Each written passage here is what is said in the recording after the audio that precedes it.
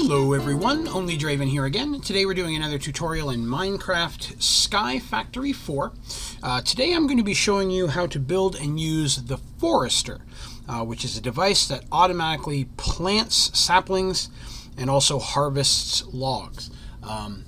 It's a very easy thing to put together and something we done relatively early game. And for those of you playing on Prestige, it can be a great alternative until the point that you're able to make or unlock your hopping bonsais. Now, if you find this video helpful and you like it, please be sure to click like, share it on your socials. And more importantly, please remember to hit that subscribe button. That way you can see all my videos and tutorials as they come out. So the Forester is pretty easy. All you need are 3 furnaces. Regular furnaces. I have cinder furnaces there for some reason. 2 iron ingots, 2 wooden logs of any type, and a daylight sensor. And that's going to give you a Forester.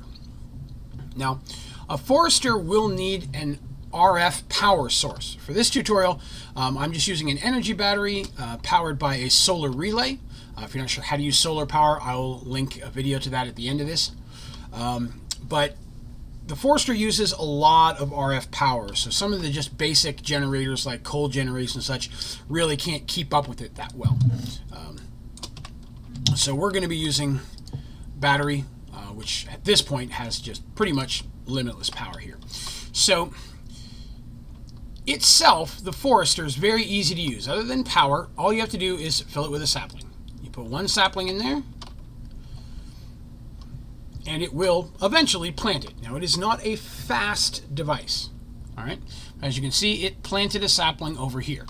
Now, you can, by right-clicking on it, change the range of how far it's going to plant. We're going to break that just to show you the difference. So let's just say we're going to do it by a, let's go 7 by 7. All right. So now we go in and we put our sapling in there.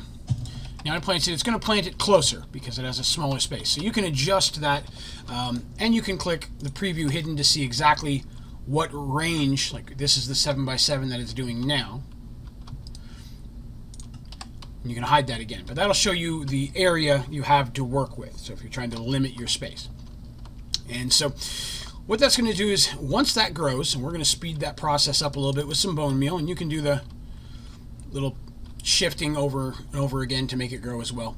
But we're just going to pop it up here, and I used just an iron sapling for this situation. Now again, this is not a fast process, but eventually the Forester is going to start harvesting this tree. And it'll do that by pretty much eating away at the leaves and then harvesting the logs. Now any acorns, resin, sapling, or the logs themselves that are farmed, oh, as you can see, it's starting to eat it away there. Anything that's farmed by the Forester is going to fall to the ground. Just going to literally drop down. So we'll give it a second just to eat away at this one. And we can take an example of what we're looking at here.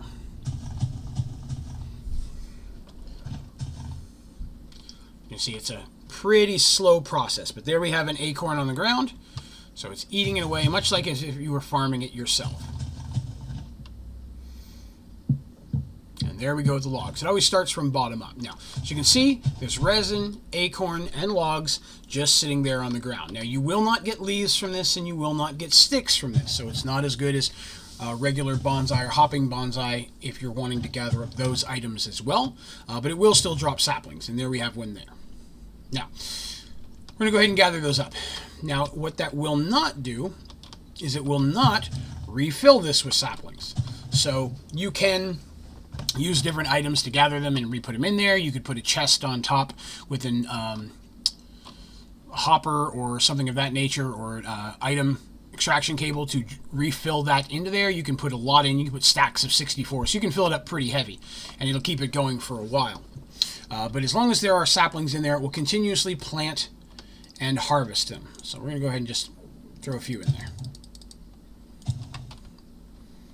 As you can see now, it's planting several in that 7 by 7 space. Now, one thing that I recommend using is you can use an item collector. Item collectors are really handy, because if we drop that right here,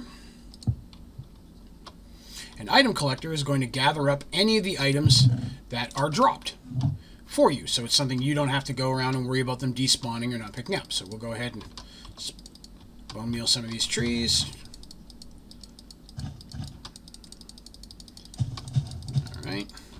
going. And one more. All right. So, as you could hear, it was slowly eating away. Got ourselves a big iron little thick forest there. But as it eats away at things and they drop, it's now just going to automatically pick up those items in the item collector. And you can, again, change the size of range that it's gathering from up to 19 by 19. Clicking that will show you the space that it's working on. But that does not need a power source. So really handy little item you can use to just set that down, and as your forester is eating away at the trees that it's planted, it'll just automatically gather up those items, which you can then feed into a storage system remotely, or you can come and unload depending on where you are in the game. Oh, and it just ate up some of those logs. Oh, it's eating up a bunch of them. We look in here, as you can see, now we've got resin, our logs, and saplings just all gathering up in there as it's eating it away. So that's really all that's involved with using the forester. It's real easy to use and something you can do pretty early game. You can put different saplings in here as well. They don't all have to be the same one. But that's just a way of kind of letting that automatically plant and farm those saplings, at least until you point that you get yourself a hopping bonsai. So, all right, well, that's going to do it for this video. I hope that was helpful. Now, if you do have any questions about this tutorial or any of my other tutorials, please be sure to throw those down in the comments, as well as any recommendations you have for other tutorials that you'd like to see in Minecraft Sky Factory 4. But I'd like to thank everybody for watching. Have a great day.